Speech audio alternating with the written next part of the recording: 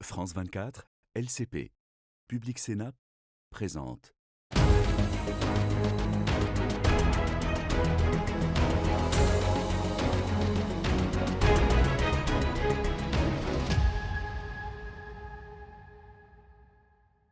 Bonjour, merci de nous rejoindre pour Ici l'Europe, une émission proposée par France 24 et les chaînes parlementaires. Dans notre partie débat, nous reviendrons sur la guerre en Ukraine, alors que Donald Trump et Vladimir Poutine semblent vouloir négocier un plan de paix sans eux. Les Européens sont en train de réaffirmer leur soutien à Kiev. Mais pour commencer, la France a commémoré cette année les 10e anniversaire d'attentats majeurs dans l'Hexagone. Et nous allons faire le point aujourd'hui sur la menace terroriste en Europe avec le monsieur antiterrorisme européen, le néerlandais Bart-Jan Vegter. Bonjour. Bonjour. Votre titre exact, c'est coordinateur de la lutte contre le terrorisme de l'Union européenne. Vous êtes rattaché au Conseil européen. Ce poste a été créé en 2004 après les attentats de Madrid.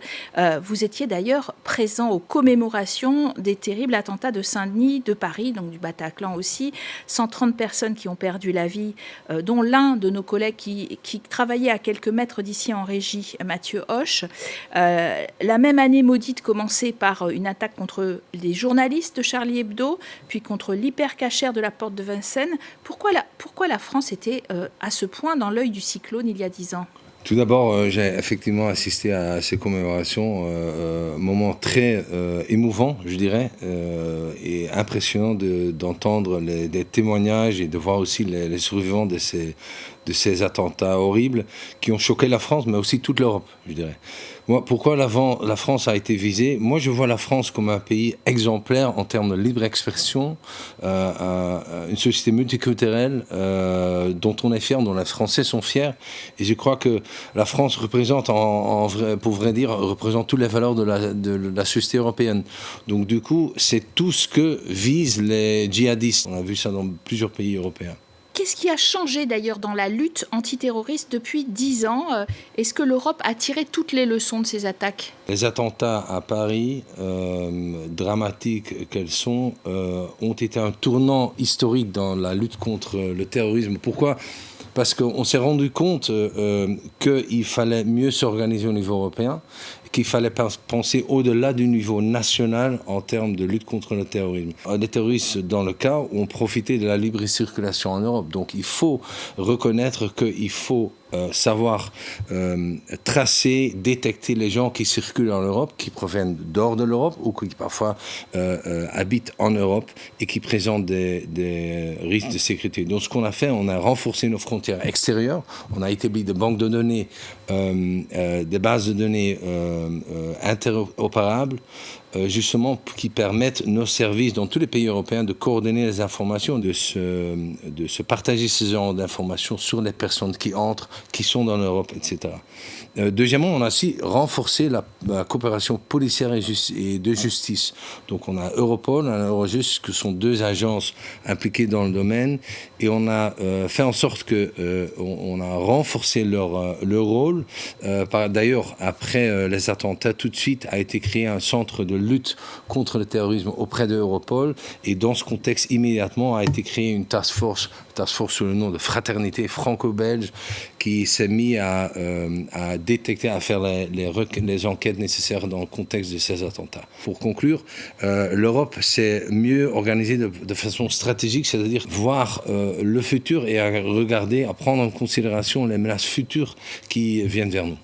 Bart-Jan Vegter, pour l'année 2024, on va revenir sur quelques chiffres assez parlants. 58 attaques dans 14 États membres de l'Union européenne, 14 sur 27. Donc le terrorisme est donc toujours bien présent sur notre continent. Malheureusement, c'est le cas. Effectivement, malgré le fait qu'on a fait beaucoup de progrès au niveau européen, il faut toujours rester vigilant. Moi, je dirais qu'on est mieux placé aujourd'hui qu'il y a 10 ans. Les chiffres le démontrent. On a un grand nombre d'attaques toujours dans différents pays européens. La tendance est croissante, d'ailleurs, si on compare les différentes années. Et parce que 2023, c'était même 2 fois plus, en fait. Voilà. Donc, vous dites que ça continue à monter quand même. Beaucoup attentats ont été déjoués. D'ailleurs, je dois reconnaître le rôle joué par les services de sécurité et de renseignement, notamment en France, et je dois aussi reconnaître le rôle joué par la France toujours, et depuis beaucoup d'années au niveau européen, pour pousser l'agenda de la lutte contre le terrorisme. On constate que plus ou moins la moitié des attentats qu'on a vus et des attentats déjoués concernent le djihadisme. Et il faut nous noter aussi, un tiers plus ou moins concerne des adolescents ou des jeunes âgés jusqu'à... On va en parler justement. Vous soulignez au début de votre mandat les actes de loups solitaires qui allaient en progressant. Pas de grands attentats spectaculaires coordonnés en lien avec des organisations terroristes structurées, mais bien des personnes, de plus en plus de personnes auto-radicalisées sur Internet qui passent à l'acte. Voilà, c'est exact. J'aimerais d'abord dire que la menace numéro 1, la plus grande en Europe, reste toujours le djihadisme, tout d'abord. Mais ce qui a changé, c'est les tactiques de notamment Daesh, qui, après la chute du califat en Irak et en Syrie, s'est réorganisé et a maintenant décentralisé son commandement dans différentes régions, en Afrique occidentale par exemple, Afrique centrale, le Sahel. On voit ça aussi en Asie du Sud, Asie centrale. On voit donc que ça, c'est un premier pas de la part de Daesh. Deuxièmement, avant, on voyait une organisation hors de l'Europe qui ensuite visait à attaquer l'Europe de l'extérieur, donc une attaque, disons, une menace exogène. Maintenant, c'est devenu plutôt une attaque, une menace endogène, dans le sens où Daesh vise maintenant de recruter dans l'Union européenne, ce qui est beaucoup plus efficace de leur point de vue. Et un suspect de terrorisme sur 3 est un mineur ou un jeune adulte. Pourquoi ? Ils sont particulièrement vulnérables, ils sont susceptibles au genre d'informations, désinformations qui circulent en ligne. Notamment, la propagande de Daesh a été très très ciblée et très efficace dans multiples langues, par exemple, et qui vise donc justement les mineurs. Daesh s'est mis en mode gaming, je dirais, parce qu'ils utilisent les plateformes de gaming, par exemple, pour influencer les jeunes, pour utiliser des mèmes ou un langage codifié pour atteindre les jeunes et pour ensuite les traîner. Donc c'est ça la tactique et ça fonctionne. Bart-Jan Wechter, on va revenir sur ces divers aspects, mais je vous propose de s'intéresser à quelques brèves européennes concoctées par Isabelle Romero. C'est tout de suite l'Europe en bref. C'est un plan de paix très favorable à la Russie que Donald Trump veut imposer aux Ukrainiens. Envoyée à Kiev le 19 novembre, sans concertation préalable, cette feuille de route en 28 points prévoit que l'Ukraine céderait plusieurs territoires dont le Donbass et réduirait de moitié les effectifs de son armée. Inacceptable pour les Européens, comme le ministre des Affaires étrangères français Jean-Noël Barrot. Les Ukrainiens veulent la paix, mais la paix, ça ne peut pas être la capitulation. Le principe d'une paix doit commencer par un cessez-le-feu sur la ligne de contact qui permettra d'engager les discussions sur la question des territoires et sur la question des garanties de sécurité. Les Européens ont décidé de repousser en 2026 leur loi phare sur la déforestation. Cette loi emblématique vise à interdire la commercialisation en Europe de produits comme l'huile de palme, le cacao, le café, le soja et le bois issus de terres déboisées après 2020. Mais il ne cesse d'être critiqué par les milieux de l'agrobusiness et des pays comme le Brésil et les États-Unis. Un signal désastreux qui a suscité la colère des ONG au moment de la conférence de l'ONU sur le climat au Brésil. En France, la députée Laure Miller du groupe macroniste Ensemble pour la République a déposé à l'Assemblée nationale une proposition de loi pour interdire les réseaux sociaux aux moins de 15 ans. La députée qui avait mené une commission d'enquête sur la plateforme TikTok veut généraliser ce contrôle pour prévenir les effets néfastes sur les jeunes. La Commission européenne va d'ailleurs mettre à disposition des États, à partir du premier semestre 2026, un logiciel sécurisé de vérification de l'âge. Il sera utilisé par 5 États, dont la France, à titre d'expérimentation. Bart-Jan Vechter, la France réfléchit à l'interdiction des réseaux sociaux avant 15 ans. Le Danemark l'a fait. Est-ce que ça ferait une différence dans la lutte contre le terrorisme ? D'ailleurs, j'ai envie de dire dans la radicalisation en général, parce que nos sociétés sont très polarisées, voire très radicalisées. Effectivement, il y a plusieurs mouvements, je dirais, qui influencent tout ce qui se passe online et qui justement influencent nos jeunes et risquent de la radicaliser. Il y a l'ultra-droite, l'ultra-gauche aussi. On a vu ces genres de mouvements. On a vu les mouvements anti-système et on voit aussi des jeunes qui sont même pas inspirés par une idéologie, mais plutôt attirés par l'ultra-violence. Ça, c'est assez concertant, surtout les jeunes garçons, adolescents. Et donc, effectivement, je crois qu'on a intérêt à augmenter les efforts de modération. Pour cela, on a besoin des entreprises tech qui jouent un rôle important là-dedans. On sait que derrière tout ça, il y a les algorithmes qui amplifient le genre de contenu qui pose des problèmes et qui risquent de radicaliser nos jeunes, et c'est un grand souci. Et d'ailleurs, les grandes plateformes américaines qui détiennent la plupart des réseaux sociaux ne veulent pas se soumettre aux règles effectivement d'encadrement de l'Union européenne contre la haine en ligne, contre l'appel au meurtre, etc. Et d'ailleurs, ne donnent pas nécessairement très très vite les données personnelles quand Europol ou Eurojust les demandent dans des cas de terrorisme. C'est un problème, ça ? Évidemment, c'est un problème. D'ailleurs, on voit une réduction, comme je disais, dans les efforts de modération de la part de la plupart de ces compagnies. Il y a des exceptions, évidemment, comme toujours. Mais en général, je dirais qu'on voit un changement de politique à ce propos. Des entreprises, justement, qui ont leur base aux États-Unis. Mais moi, je dirais que même aux États-Unis, je sais que nous, on est en contact avec les autorités américaines aussi, parce qu'on coopère avec beaucoup de pays, inclus les Américains. Et là, on constate que aussi pour les Américains, la radicalisation en ligne pose des problèmes. Donc il faut se concentrer sur qu'est-ce qu'on peut faire justement. Avec la problématique spécifique des messages cryptés, on pense à Signal par exemple. Voilà, d'un côté, on se félicite évidemment d'avoir ce genre de possibilité d'avoir des communications encryptées ou chiffrées, parce que ça protège notre vie privée, ce qui est important pour tout le monde. Moi, je l'utilise aussi. Et ça protège contre les cyberattaques. En même temps, il faut constater, et ça c'est mon rôle, on constate que nos enquêteurs n'ont pas accès aux données qui sont chiffrées dans le domaine digital. Alors moi je dis toujours, et j'insiste là-dessus, il est important d'avoir un débat clair et honnête qui reconnaît le besoin de permettre à nos enquêteurs de mener à bien leur enquête, toujours dans le contexte de la loi évidemment, comme ils l'ont toujours fait depuis des années. Par exemple, quand il y avait des paquets suspects ou des lettres à ouvrir, personne n'a critiqué cela quand il y avait un besoin dans le contexte d'enquête. C'est la même chose pour tout ce qui est digital, parce qu'on constate que plus que 80% des enquêtes sont maintenant dans le domaine digital. Et donc, il faut permettre à nos enquêteurs de faire le travail. Mais pour cela, il faut une coopération de l'industrie aussi. Vous disiez, les Américains ont les mêmes intérêts que nous de combattre la radicalisation en ligne, mais en vérité, l'administration Trump, elle est suspecte. Elle est, par exemple, suspecte aux yeux de votre pays.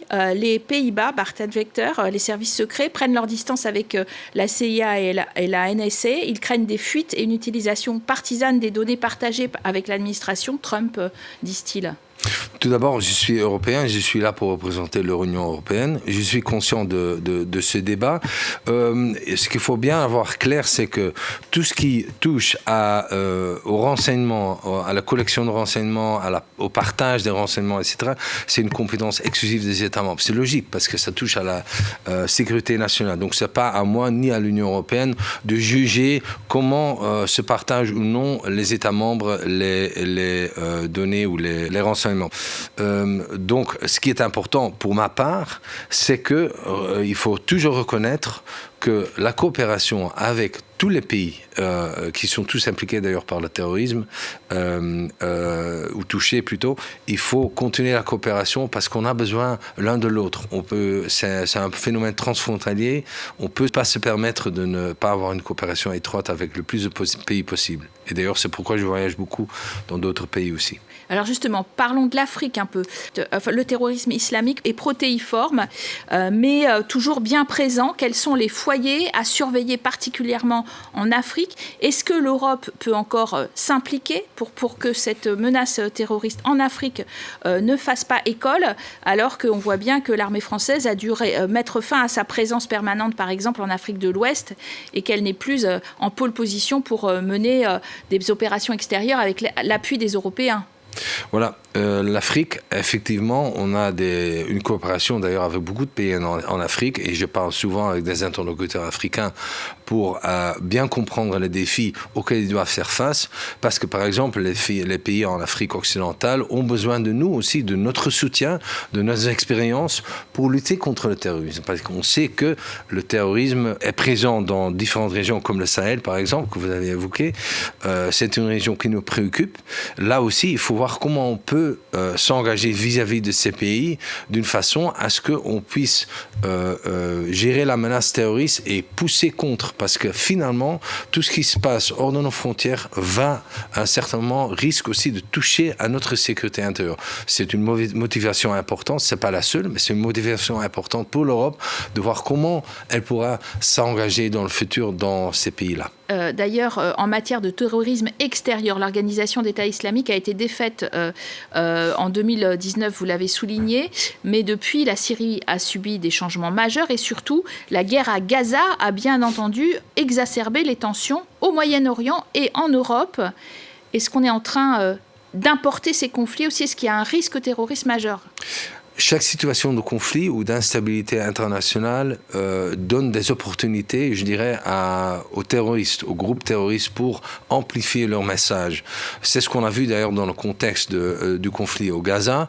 On a vu que surtout en ligne, on a vu beaucoup de narratifs de désinformation, de narratifs fausses qui circulent, et Daesh, les groupes terroristes ont très vite saisi cette opportunité pour amplifier leur message en utilisant les sentiments de la plupart de la population en ce qui concerne le conflit à Gaza. Donc il faut bien être conscient que chaque fois qu'il se présente un conflit comme le Gaza, comme l'Ukraine d'ailleurs, ça donne une opportunité au terrorisme, mais parfois aussi aux États, à certains États, d'essayer de bouleverser, je dirais, notre société ou de détruire la cohésion de notre société. Merci Monsieur Vecteur, Monsieur Antiterrorisme de l'Union européenne. Alors nous partons maintenant en direction de Bruxelles qui veut avoir son mot à dire dans le conflit ukrainien au moment où le tandem Trump-Poutine imagine un plan de paix en 28 points en forme de capitulation de l'Ukraine. Les Européens se démènent pour secourir Kiev. Nous verrons comment avec ce débat en compagnie de LCP et Public Sénat.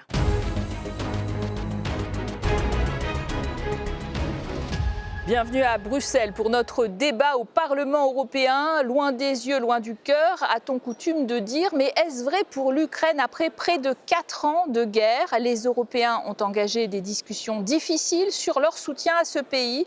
Les 27 ont promis de répondre aux besoins de financement ukrainiens estimés à 135 milliards d'euros sur les 2 prochaines années. Mais les États membres sont divisés sur l'utilisation des fameux avoirs russes gelés, soit 210 milliards d'euros, dont une très grande partie est hébergée en Belgique. Les autres solutions examinées sont un financement direct de l'Ukraine sous forme de dons, ou alors un grand emprunt européen qui aurait l'avantage de limiter l'impact direct sur les budgets et les déficits nationaux. La période est difficile pour les Ukrainiens, notamment sur le front, alors que l'armée russe continue à progresser dans l'est de l'Ukraine.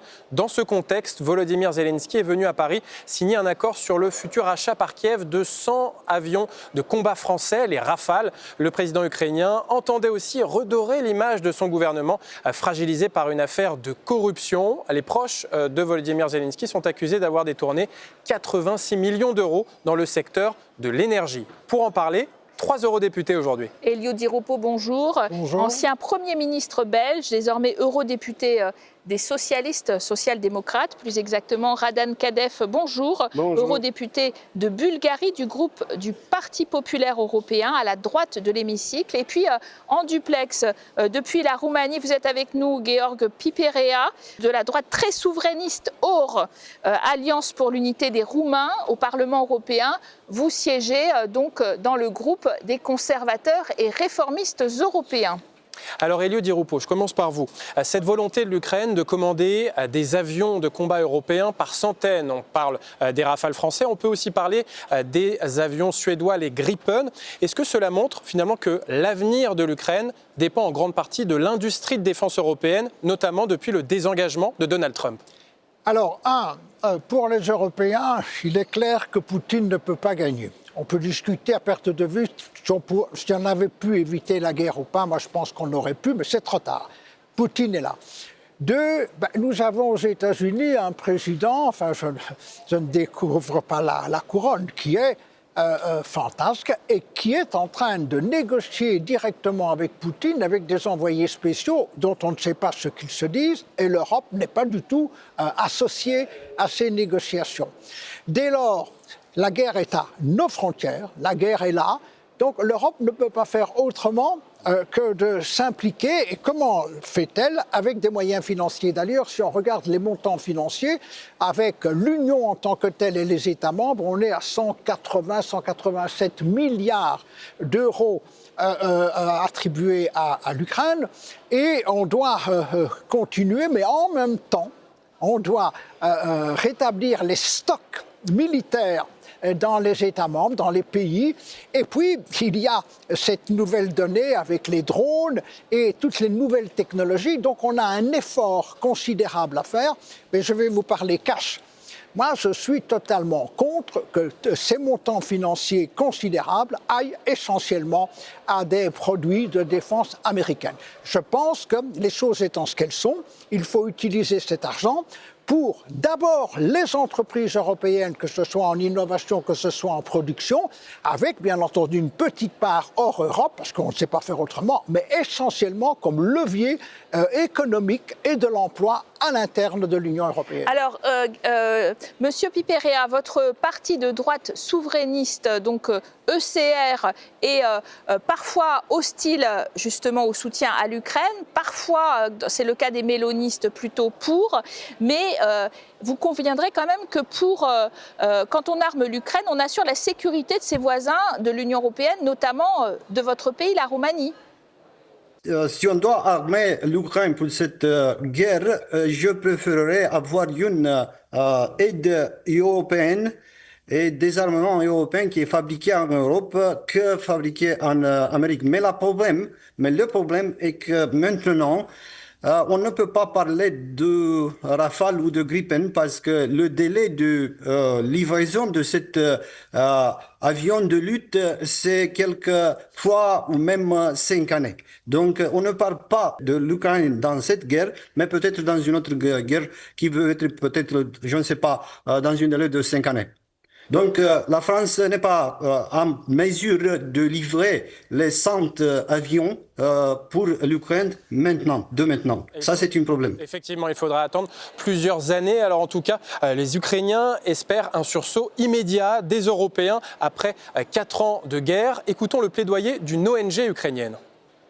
On comprend la complexité de la situation de l'Europe qui était dans ce continent de la paix, dans cette illusion de la paix éternelle après la fin de la Deuxième Guerre mondiale. Mais aujourd'hui, cette guerre que la Russie mène contre l'Ukraine, elle dure depuis bientôt 4 ans.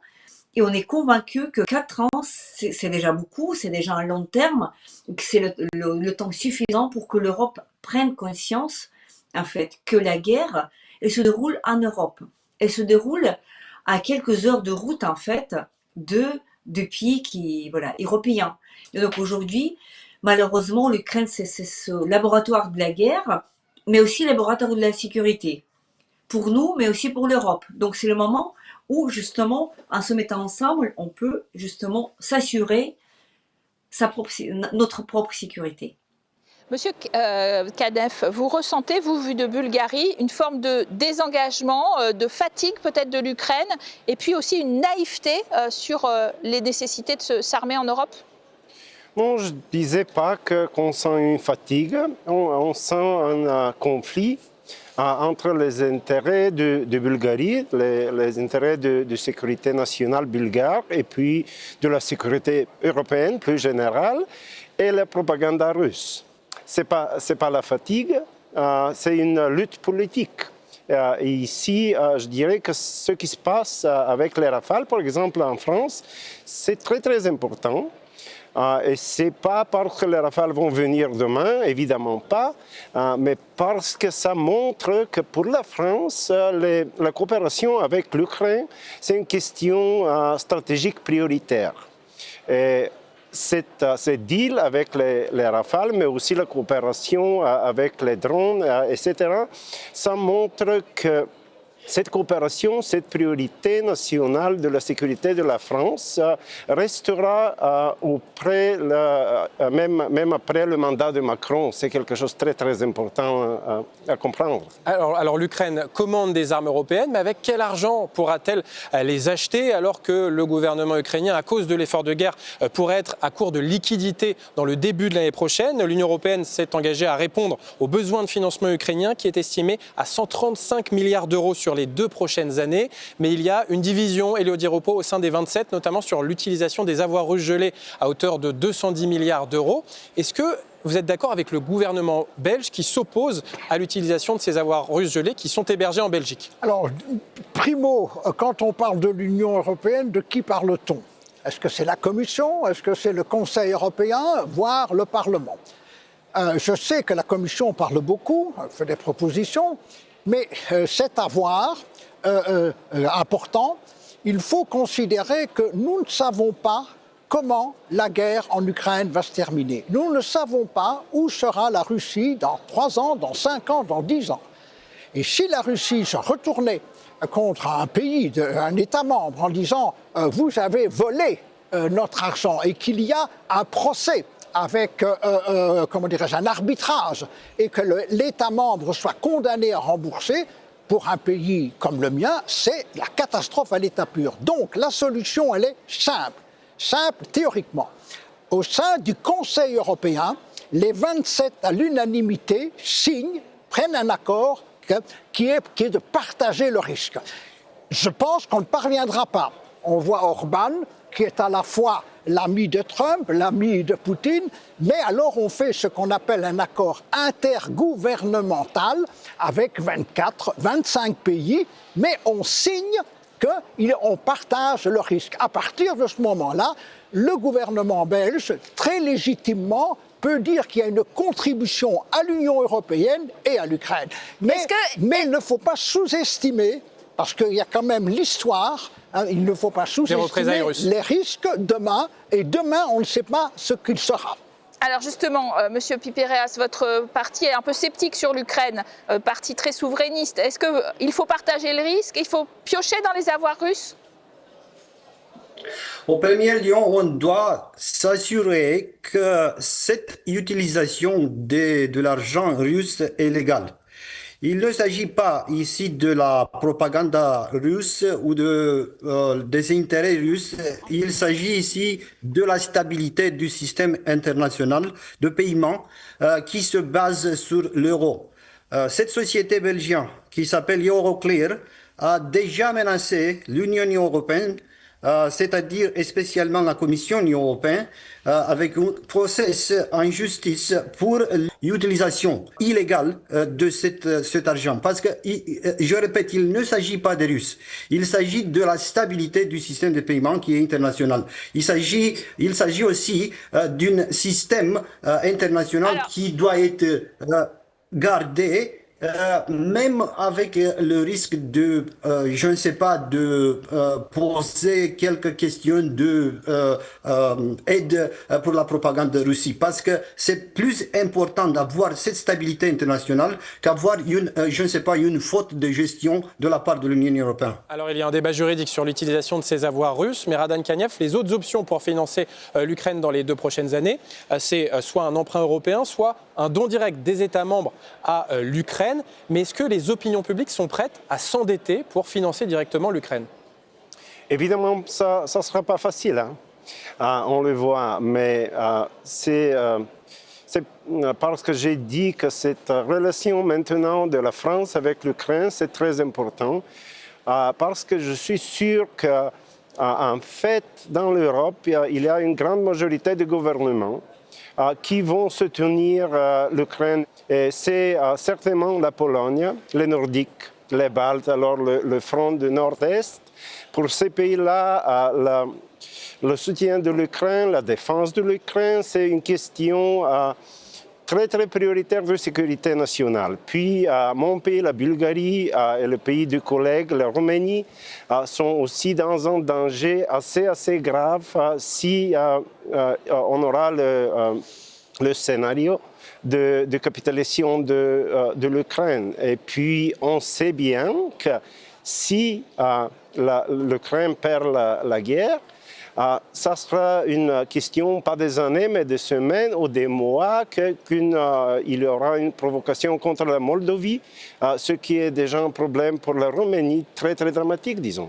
Les Français disent aussi qu'il y a un risque. Mais sur le fond, quand même, Elio Di Rupo, Volodymyr Zelensky, le président, il est quand même fragilisé par un scandale de corruption. La justice ukrainienne soupçonne ses proches d'avoir détourné 86 millions d'euros dans le domaine de l'énergie. 2 ministres ukrainiens ont démissionné. Ce scandale de corruption peut avoir un impact sur la guerre et puis peut-être même sur le processus d'adhésion? La corruption est toujours un cancer dans un État. Et d'une manière générale, un État où il y a de la corruption est toujours faible.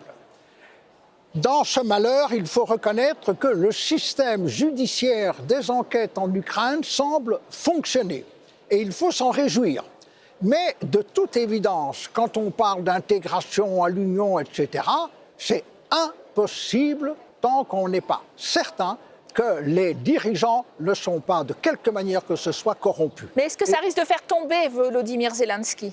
Là, écoutez, je ne suis pas devin. Là, c'est une situation interne qu'il m'est difficile d'apprécier. Je vois de l'extérieur, en tant qu'Européens, nous ne devons en aucun cas accepter quelque pays que ce soit dont on sait qu'il n'y a pas une assurance à 100% de non-corruption des élus, des gens qui gouvernent le pays. Donc vigilance des Européens sur l'adhésion de l'Ukraine à l'UE. Georgi Piperea, est-ce que vous êtes d'accord avec Vladimir Poutine et Donald Trump quand ils accusent régulièrement Volodymyr Zelensky de corruption et finalement demandent sa chute pour finir la guerre au plus vite? Écoutez, maintenant l'Ukraine a évidemment a une ennemie à l'intérieur, c'est-à-dire je parle de la corruption. Et maintenant les Européens, les citoyens européens doivent se interroger, doivent se demander si on continue de jeter de l'argent dans cette trou noir de la corruption ukrainienne, dans un régime mafieux qui est maintenant décrit par la mass media internationale. Donc, il ne s'agit pas, si je suis d'accord avec Trump et Poutine, quand ils disent que Zelensky est un personnage corrompu. C'est-à-dire, c'est important, c'est plus important de voir la réalité. La réalité est qu'il y a un régime mafieutique en Ukraine et on doit avoir quelques résultats de cette enquête judiciaire. Vous parliez justement de politisation, bien sûr, et de propagande russe. On voit que cela, ça joue beaucoup, évidemment. Est-ce que les Européens ont tout intérêt à maintenir, au contraire, un Volodymyr Zelensky qui a été un bon chef de guerre au pouvoir est-ce que, n'empêche que cette procédure d'adhésion à l'Union européenne, ils doivent aussi essayer de faire en sorte qu'elle se fasse dans de bonnes conditions?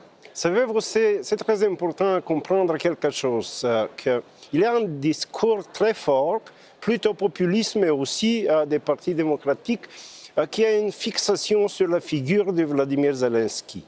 Mais on doit comprendre que la réalité politique en Ukraine, c'est que ce n'est pas la guerre de Zelensky. C'est la guerre de la nation politique ukrainienne, y compris les russophones, les peuples qui parlent ukrainien comme langue maternelle, la minorité bulgare aussi. De la perspective ukrainienne, c'est une guerre d'indépendance.